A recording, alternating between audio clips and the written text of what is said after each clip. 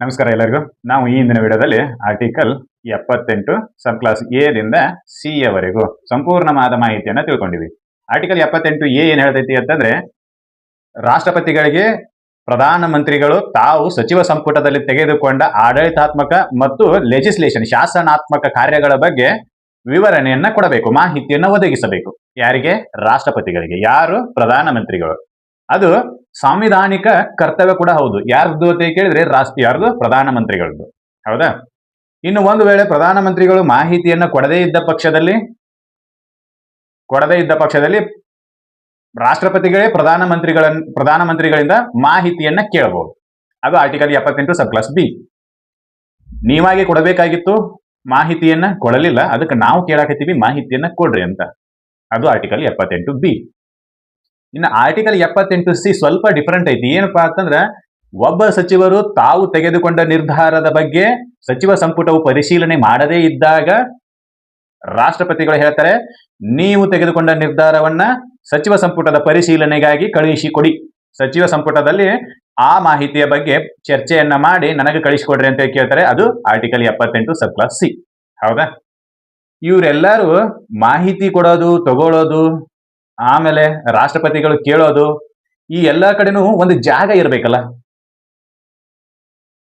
ಈಗ ಪ್ರಧಾನಮಂತ್ರಿಗಳು ಮಾಹಿತಿ ಕೊಡಬೇಕು ಅಂತಂದ್ರ ಅವ್ರೇನು ಹಾದಿ ಮೇಲೆ ನಿಂತ ಬರ್ರಿ ಸಾಹೇಬ್ರ ಇಲ್ಲಿ ಯಾವುದೋ ಒಂದು ಹೋಟೆಲ್ ಬರ್ರಿ ಚಹಾ ಕುಡ್ಕೋತ ಮಾತಾಡೋನು ಬರ್ರಿ ಅಂತ ರಾಷ್ಟ್ರಪತಿ ಕರೆಯಕಾಕೈತೇನು? There should be an office. ಒಂದು ಕಚೇರಿ ಇರಬೇಕಲ್ಲ, ಒಂದು ಕಟ್ಟಡ ಇರಬೇಕಲ್ಲ, ಒಂದು ಪ್ರೈವಿಲೇಜಸ್ ಇರಬೇಕು. ರಾಷ್ಟ್ರಪತಿಗಳೇ ಬರ್ರಿ ಯಾವ್ದು ಇಂದ್ರಪ್ರಸ್ಥ ಹೋಟೆಲ್ ಬರ್ರಿ, ನಾನು ನಿಮಗೆ ಮಾಹಿತಿ ಕೊಡೋ ಬಂದೀನಿ, ನೀವು ತಗೊಂಡು ಹೋಗ್ಬೇಕ್ರೆ ಬರ್ರಿ ಅಂತ ಹೇಳಕ್ ಬರ್ತೈತೇನು? Is there? ಹೇಳಕ್ ಬರೋದಿಲ್ಲ. Because of what? There is an procedure. ಅದಕ್ಕೊಂದು ಆಗಿರ್ತಕ್ಕಂಥ ತನ್ನದೇ ಆಗಿರ್ತಕ್ಕಂಥ ಆಫೀಸ್ ಇರ್ತೈತಿ. ಆಫೀಸ್ನಲ್ಲಿನೇ ಅದರ ವ್ಯವಹಾರಗಳು ನಡಿಬೇಕಾಗ್ತೈತಿ. ಆದಾಗ ಬೀದಾಗ ಏನು ಮಾತಾಡುವಂಗೆ ಇರಂಗಿಲ್ಲ. ಹೌದಾ? ಅದಕ್ಕಂತಾನೆ ಒಂದು ಕಟ್ಟಡವನ್ನ ಕಟ್ಟಿದ್ರು, ಅದರ ಹೆಸರು ಪಾರ್ಲಿಮೆಂಟ್.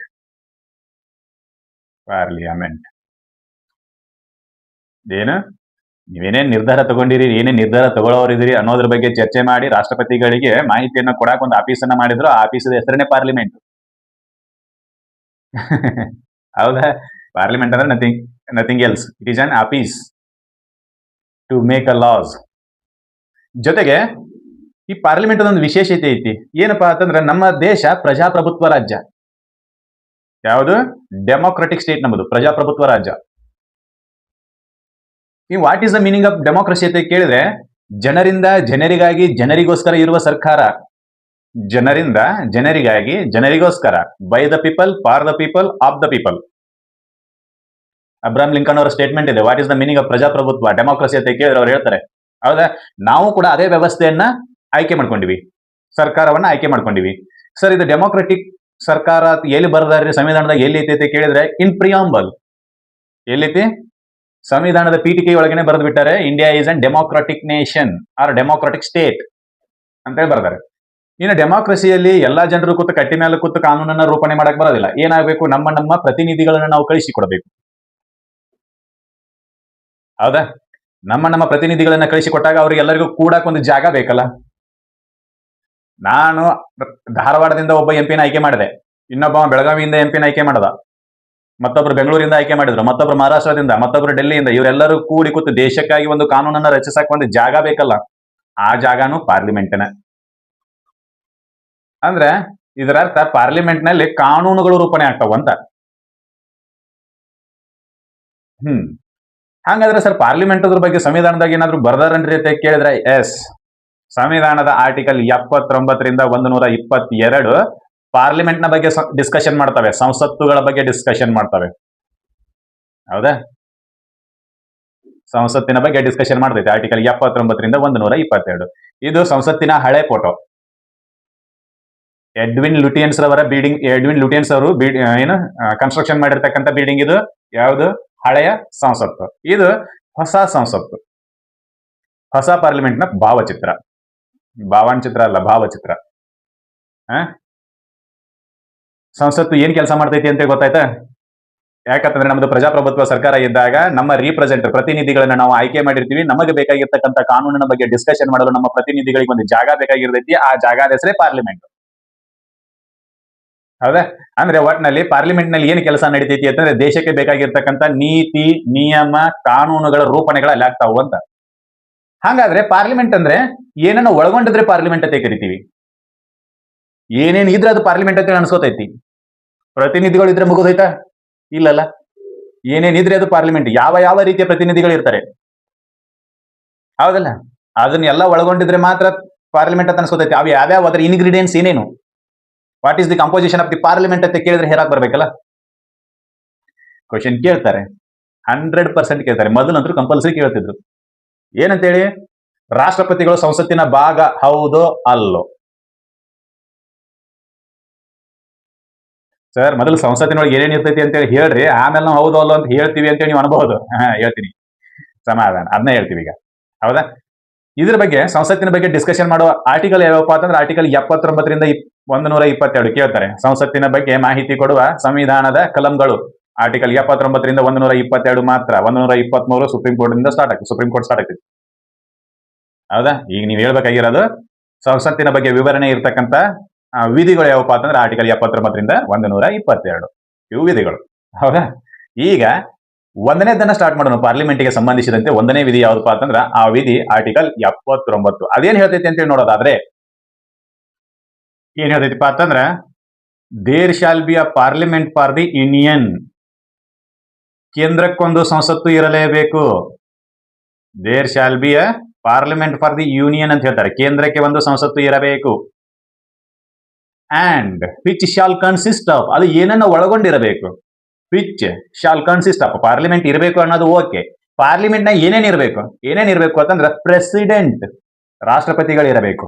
ಜೊತೆಗೆ 2 houses to be known respectively as the council of state and house of the peoples. ಒಂದನೇದ್ದು ರಾಷ್ಟ್ರಪತಿಗಳಿರಬೇಕು.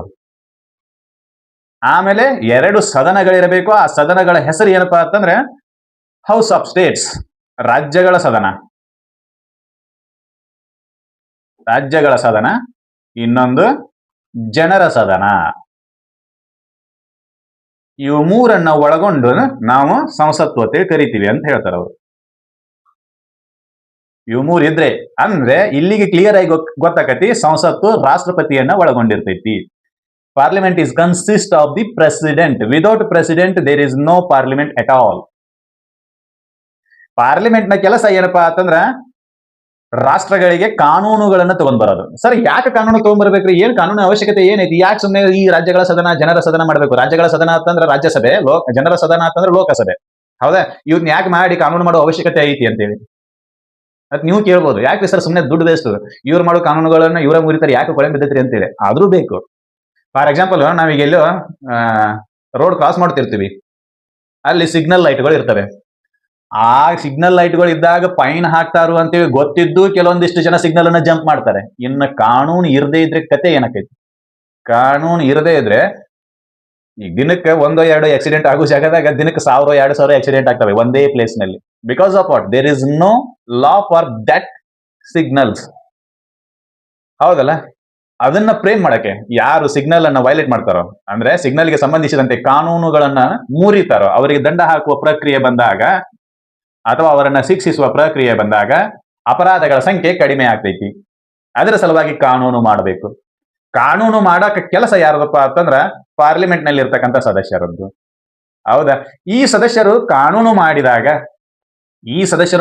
ಮಾಡಿದಾಗ ಕೊನೆಯದಾಗಿ ರಾಷ್ಟ್ರಪತಿಗಳ ಸಹಿ ಆಗಲೇಬೇಕು. ಕಾನೂನು ಮಾಡುವ ಕೆಲಸ ರಾಜ್ಯಸಭೆ, ಲೋಕಸಭೆದಾದ್ರೆ ಅಂತಿಮವಾಗಿ ಕಾನೂನು ಅಣಿಸ್ಕೋಬೇಕು ಅಂತಂದ್ರೆ ಅದಕ್ಕೆ ರಾಷ್ಟ್ರಪತಿಗಳ ಸಹಿ ಬೇಕು. Without this consent of the president there is no act come into action. ರಾಷ್ಟ್ರಪತಿಗಳ ಸಹಿಯ ಹೊರತು ಯಾವುದೇ ಕಾನೂನುಗಳು ಜಾರಿಗೆ ಬರೋದೇ ಇಲ್ಲ. ಹೀಗಾಗಿ ಕಾನೂನು ಮಾಡುವ ಪ್ರಕ್ರಿಯೆಯಲ್ಲಿ ರಾಷ್ಟ್ರಪತಿಗಳು ಕಾನೂನು ಮಾಡುವ ಭಾಗವಾಗಿರೋದ್ರಿಂದ ಅವರು ಸಂಸತ್ತಿನ ಭಾಗ ಹೌದು. ಈಗ ಹೇಳ್ರ ಆನ್ಸರ್ ಏನು? President is a part of the parliament or not ಅಂತ ಕೇಳಿದಾಗ, yes, president is a part of the parliament. Why is the president is a part of the parliament ಅಂತ ಕೇಳಿದಾಗ, ಅಂತಿಮ ಸಹಿ ರಾಷ್ಟ್ರಪತಿಯದ್ದೇ ಆಗಿರೋದರಿಂದ ರಾಷ್ಟ್ರಪತಿಯ ಸಹಿಯ ಹೊರತು ಯಾವುದೇ ಕಾನೂನು ಜಾರಿಗೆ ಬರಲಾರದ ಕಾರಣ ರಾಷ್ಟ್ರಪತಿಗಳು ಆ ಪ್ರಕ್ರಿಯೆಯಲ್ಲಿ ತಮ್ಮನ್ನು ತೊಡಗಿಸುವ ಕಾರಣ ಅವರು ಕೂಡ ಸಂಸತ್ತಿನ ಭಾಗ ಆಗಿರ್ತಾರೆ. ಇದು ಗೊತ್ತಿರಬೇಕು. ಒಂದನೇದು. ಜೊತೆಗೆ ರಾಷ್ಟ್ರಪತಿಗಳು ಸಾಂವಿಧಾನಿಕ ಮುಖ್ಯಸ್ಥರು ಕೂಡ ಹೌದು. ದೇಶದ ಸಾಂವಿಧಾನಿಕ ಮುಖ್ಯಸ್ಥರು ಯಾರತ್ತೆ ಕೇಳಿದ್ರೆ ಪ್ರೆಸಿಡೆಂಟ್. ಹೌದಾ? ಸಾಂವಿಧಾನಿಕ ಮುಖ್ಯಸ್ಥನ ಸಹಿ ಇರದೆ ಸಂವಿಧಾನದ ಮೂಲಕ ತಗೊಂಡು ಬಂದಿರತಕ್ಕಂಥ ಕಾನೂನುಗಳು ಜಾರಿಗೆ ಬರಲಾರವು. ಮದುವೆಗೆ ಹೇಳಕ್ ಹೋಗಿರ್ತೀರಿ ಯಾರ್ದೋ ಒಬ್ಬರ ಮನೆಗೆ, ಮದುವೆಗೆ ಹೇಳಕ್ ಹೋದಾಗ ಅಲ್ಲಿ ಮನೆಯ ಸಣ್ಣ ಹುಡುಗನ ಹೆಸರು ಹಾಕಿ ಮದ್ವಿ ಕಾರ್ಡ್ ಕೊಡಕ್ ಬರೋದಿಲ್ಲ. ಮನೆಯ ಹಿರಿಯನ ಹೆಸರು ಹಾಕಿ ಮದ್ವಿ ಕಾರ್ಡ್ ಕೊಡ್ತೀವಿ. ಯಾಕೆ? ಆ ಮನೆ ಆ ಹಿರಿಯನಿಂದ ಆ ಮನೆಯ ಹಿರಿಯ ರೀಪ್ರೆಸೆಂಟ್ ಮಾಡ್ತಿರ್ತಾನೆ, ಸಣ್ಣ ಹುಡುಗರಲ್ಲ. ಅದಕ್ಕೆ ನಾವೇನ್ ಮಾಡ್ತೀವಿ ಅಂತಂದ್ರೆ ಮನಿ ಹಿರಿಯಗನ ಮರ್ಯಾದೆ ಕೊಡೋ ಸಲುವಾಗಿ ಅವನ ಹೆಸರನ್ನ ಹಾಕಿ ಮದ್ವಿ ಕಾರ್ಡ್ ಇನ್ವಿಟೇಷನ್ ಅನ್ನ ಕೊಡ್ತೀವಿ. ಹೌದಾ? ಈಗೂ ಕೂಡ ನಮ್ಮ ದೇಶದ ಮನೆಯ ಹಿರಿಯ ಯಾರಪ್ಪ ಅಂತಂದ್ರೆ ರಾಷ್ಟ್ರಪತಿಗಳು. ಅವರ ಸಹಿಯ ಹೊರತಾಗಿ ಕಾನೂನುಗಳು ಜಾರಿಗೆ ಬರಲಾರವು. ಹೌದಾ? ಇದು ಗೊತ್ತಿರಬೇಕು.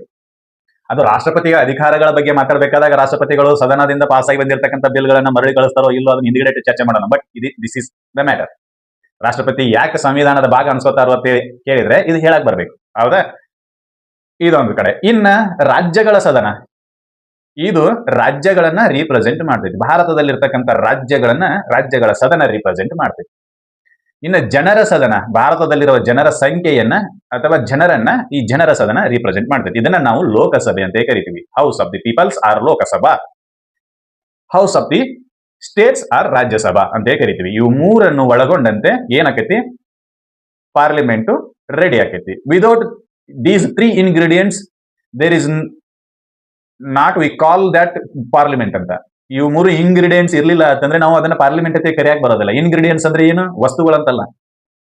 ಈ 3 ಮುಖ್ಯ ಕಂಬಗಳದ್ರಲ್ಲಿ ಇರಲೇಬೇಕು. Without that you cannot call that is an parliament. ಕೇವಲ ರಾಜ್ಯಗಳ ಸದನ ಐತಿ, ಜನರ ಸದನ ಐತಿ ಅಂತ ಅದನ್ನು ಪಾರ್ಲಿಮೆಂಟ್ ಅನ್ನಕ್ ಬರೋದಿಲ್ಲ ನಮ್ಮಲ್ಲಿ. Because of president is a part of the parliament. ಹೌದಾ?